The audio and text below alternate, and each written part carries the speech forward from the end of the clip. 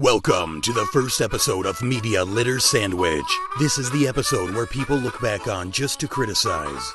The purpose of this show is to spotlight trends and tricks for all types of media creators and fans. Your hosts are William McCormick, a photographer and blogger at allaboutwilliam.com. He also was lucky enough to have his tech channel be youtube.com/basiccomputerhelp. Crazy Mark, a self-proclaimed caveman from outer space. He hosts a number of broadcast shows and conventions. You can find all of his shows at crazymark.com.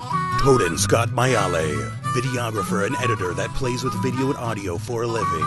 See his attempted blogs at toaden.com or skip right to his videos on youtube.com/toadenk. The following voiceover was brought to you by youtube.com/getfitgamer. Hey, this is the first episode of Media Litter Sandwich, and I didn't even tell you guys I was even recording. No, and Sweet. Wait, hang on, I gotta get into my... You actually gotta follow up the thing. Yeah, I'm sorry. Photo bombed. Yeah, that's what we call about being organized. Video bombed. Yeah. But, that's also, it's the first episode. This is the episode you look back and be like, man, what were these guys doing? Oh. Yeah, why is there only, one camera view? Oh, no, there's two. Wait. There's two. Oh, my God. Hey, we see you out there. We see you laughing. There we go. Okay. And here, this is when they were in that small little room. Was that a studio? What were they? Were they just in a back room somewhere? We're in a fallout shelter, folks. Don't be fooled. Yeah, it was in like. Oh, anyway, so this is Crazy Mark Hey, what up there? from crazymark.com. There it is. Well, there it is. Yep, and this is Will. Hey, All from about everything. Will. Everything about Will. No, all about Will, yeah. All And about- that then was Basic the first Computer time. Help, yep. And then I also own Basic Computer Help, Yeah. that I don't use very much. Well, and I'm Toaden from Toaden K, which this premiered on my channel, so maybe it's still on my channel, maybe not. Who knows? Maybe we forgot about everything, except for Will, because it's everything about Will. Yes. We kind of want to focus and talk about video and media creative stuff. Focus at the creator, but open up so anyone can watch and enjoy. And I feel like one of the first things we should talk about is why are we in this room and not a studio? Because both Mark and I, we have a background where we've done stuff like this and similar before, and actually have access to studios. See, but you don't know we might be in a fallout shelter a mile underground right now. We're not, though.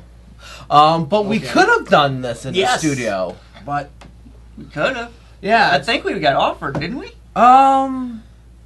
I don't know. I There's think rumor. the offer was sort of there, but I didn't really. I mean, we could have. We definitely could have if we definitely wanted had to. the option to. Yeah, and not just one option. We had several options because we both have ties to universities. I'm sure we could have used. Yep. I have one studio that approached me about 2 years ago, wanting to do a partnership because they have students there, and because I was doing much more of the microphone stuff.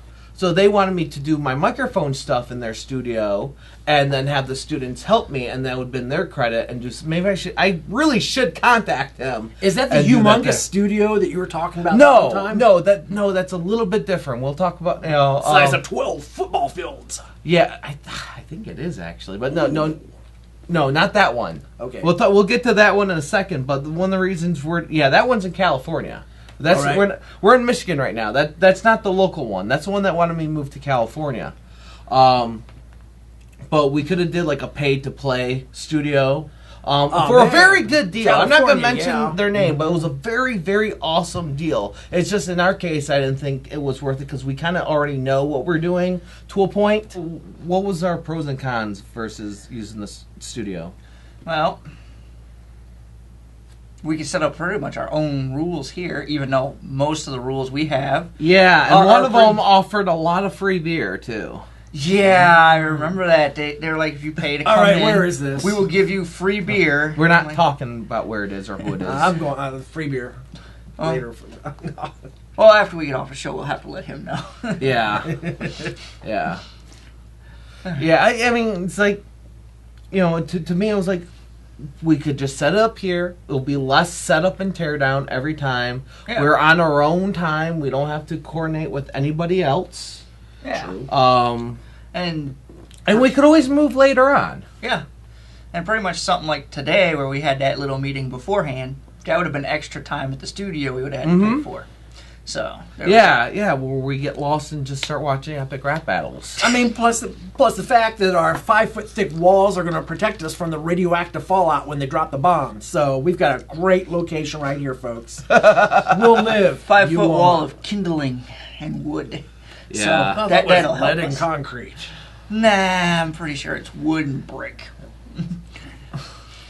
Yeah, but you did mention that studio in California because my YouTube stuff, I was offered to actually part of a network. This network wanted me to move to California for a free studio space.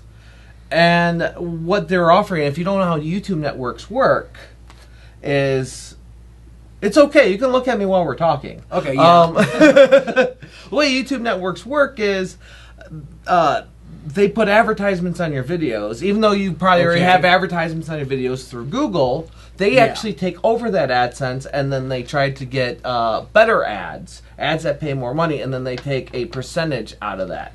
I was with another network. I just came off another network, and they actually offered me a lower percentage, but they're like, you get free studio space and of extremely, like you said, it's this extremely huge, large studio. They film commercials, they film movies, they film TV shows, gigantic studio in California.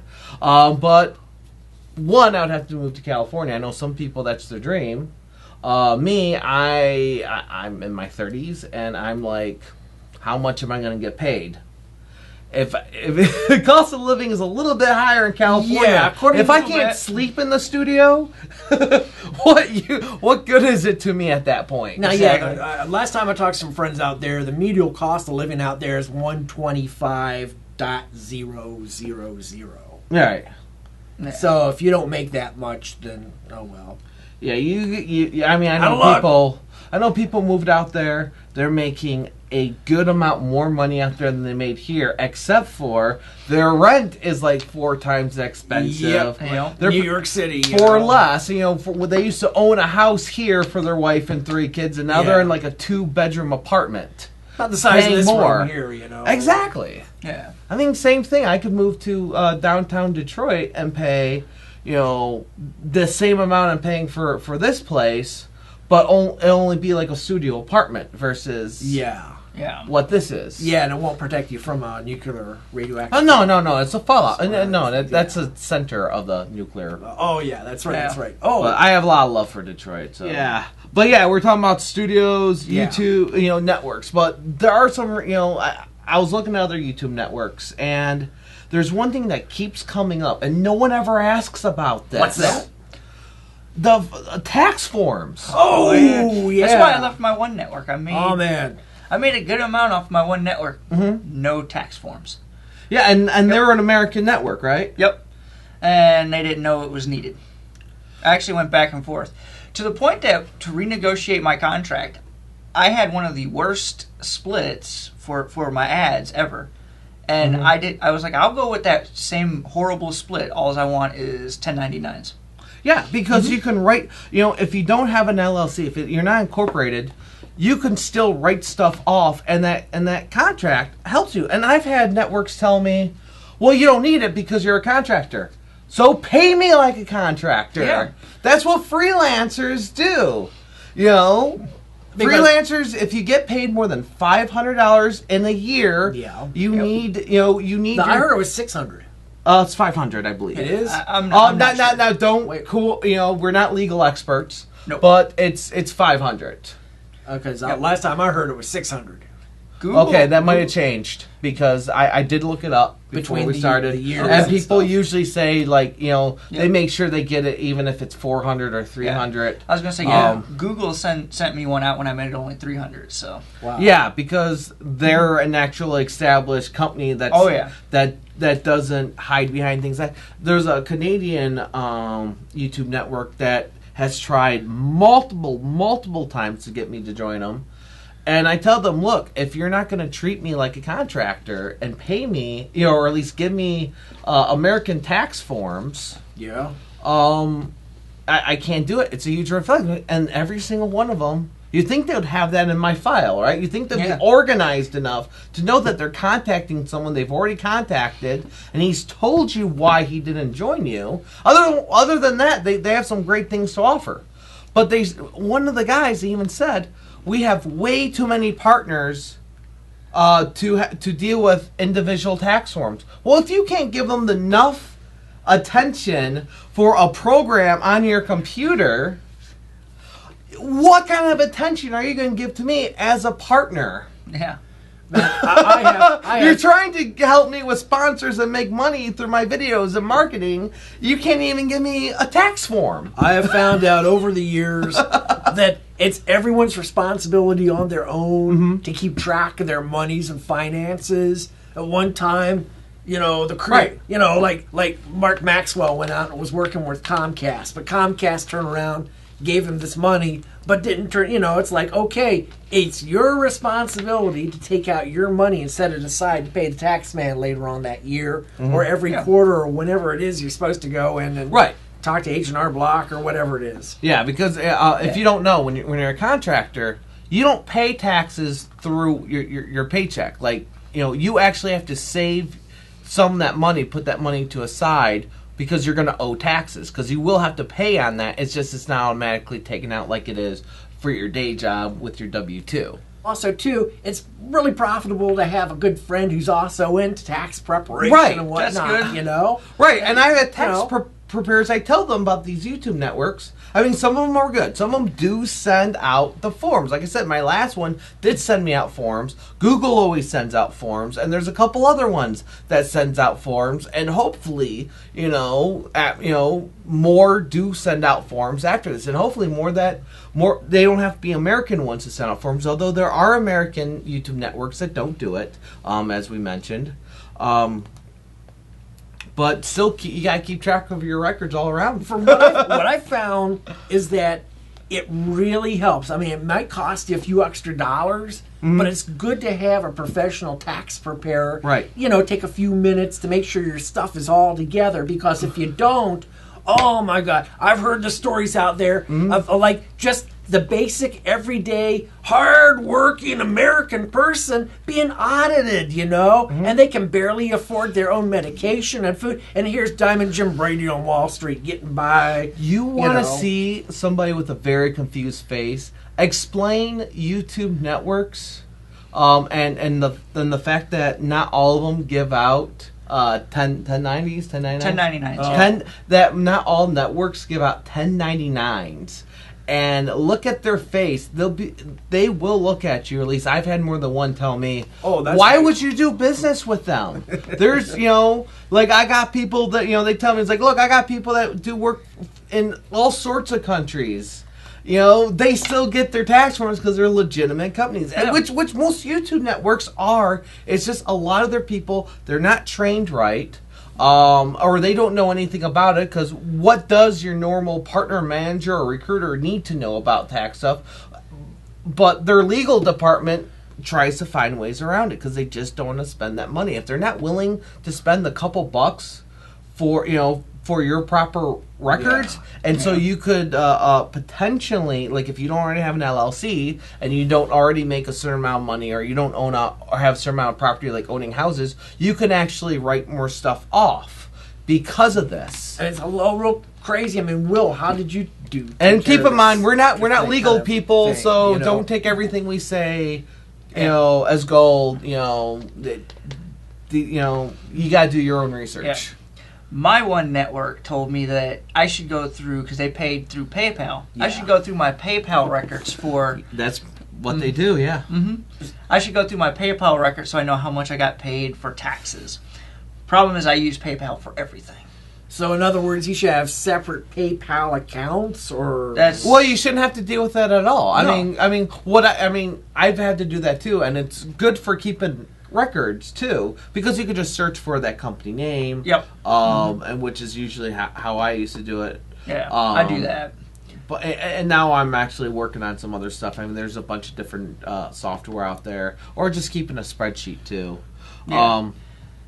But keeping track of things, when you talk about numbers, another numbers that plagues the hearts of YouTubers and social media people everywhere: subscribers, views, statistics, and numbers. Oh, man. Yep. And Yeah. I know somebody. I won't go into names.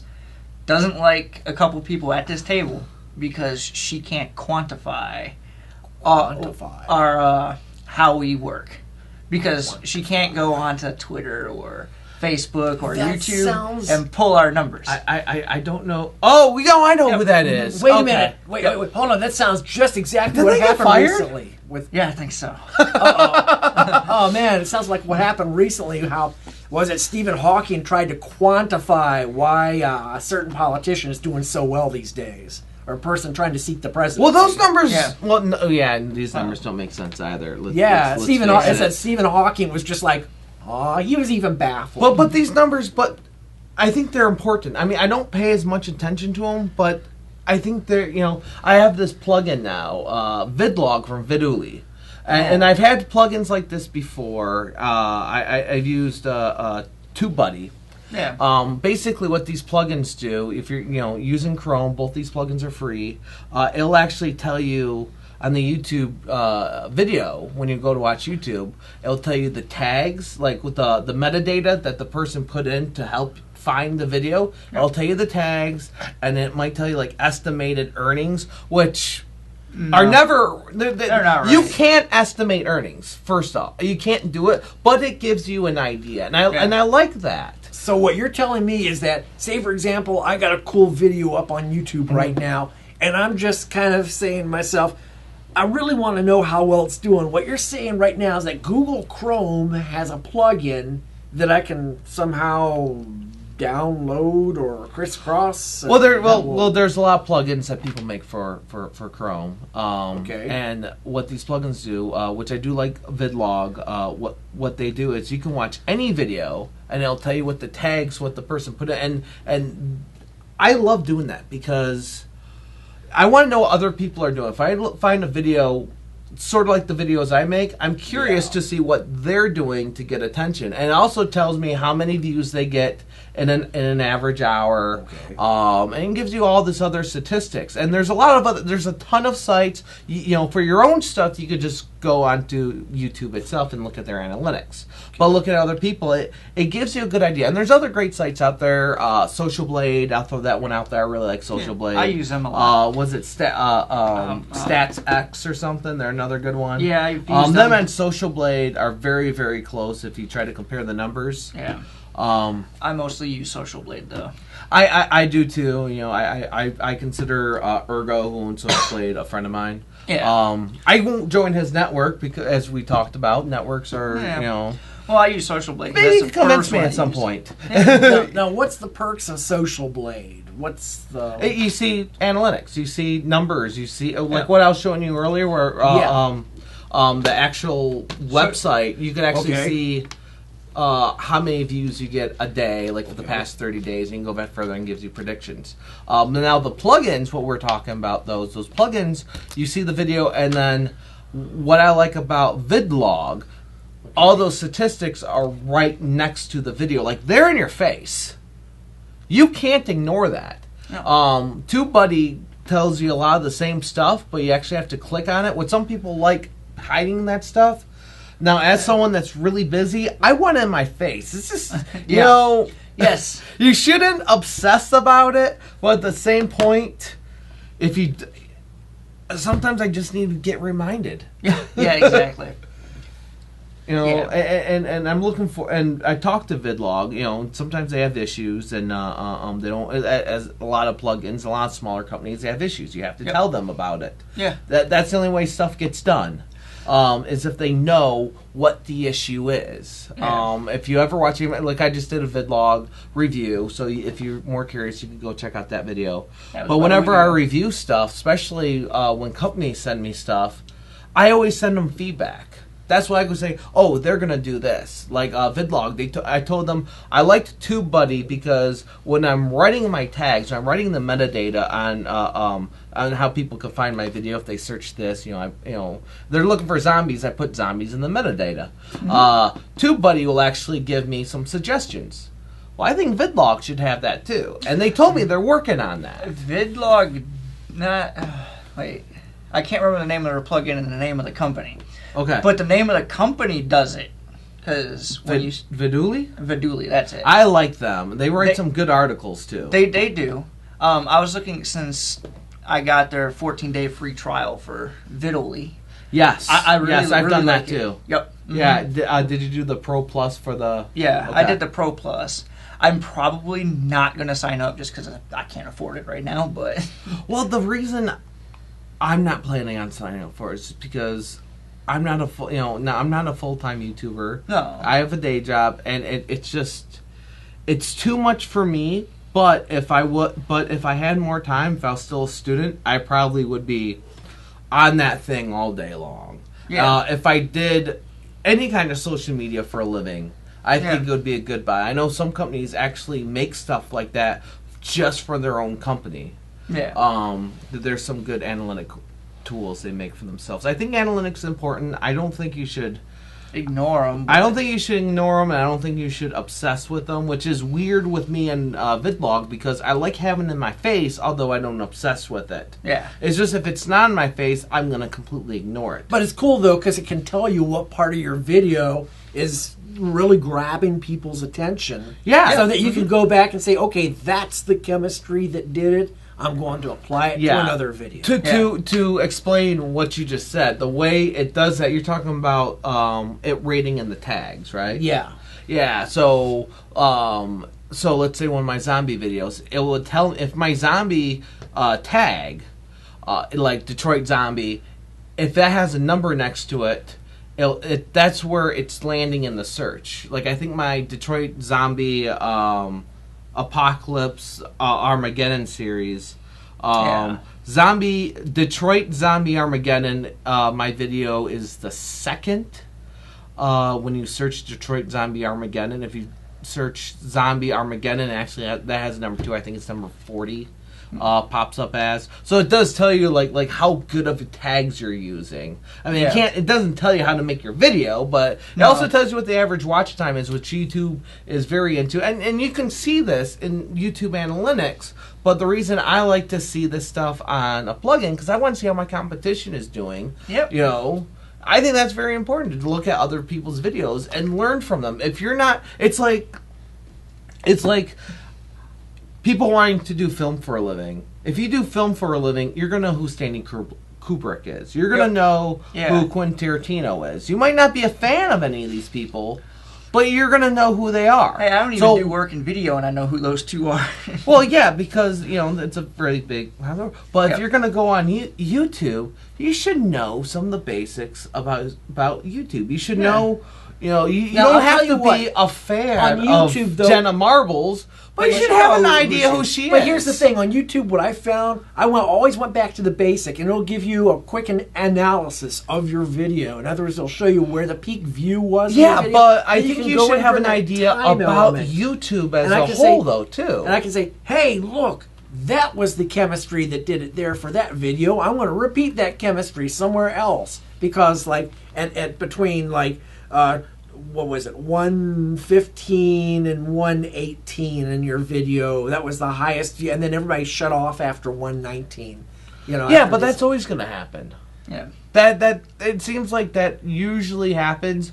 People always, if you have a credit sequence, people always shut off. A lot of people only watch the first 5-6 seconds. Now, there's also points in your video if you make something in particular where they might have to shut it off at work. Well, now YouTube picks it up though, because I do that. I'll watch hour-and-a-half podcasts. Yep. And so I'll turn it off. And then I'll just pick it up later because YouTube will actually pick up on that point if you have an account. Another thing I like is if you stop on your computer and then you watch on your mobile device. I did not know that. Yeah, I did not know that until the other day. I was watching something at home, doing something, and I was like, I got to go to work. So I turned it on my phone. Since it's a podcast like this, I didn't need to watch the video, so I just put it in the my cup holder or whatever it is, and had it hooked up to my radio. Continue on from room to room, on the road, wherever. Just like they did in the commercial.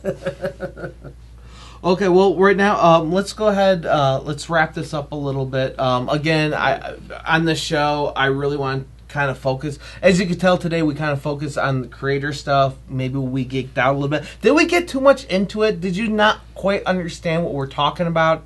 Please comment, rate, subscribe, and huge shout out by youtube.com/getfitgamer, who did the voiceover in the beginning. Thank you very much. He's doing some amazing stuff. I'll put links below to his YouTube stuff. Just incredible guy. Huge thank you for that voiceover. So go ahead, leave your thoughts below. See ya. See ya.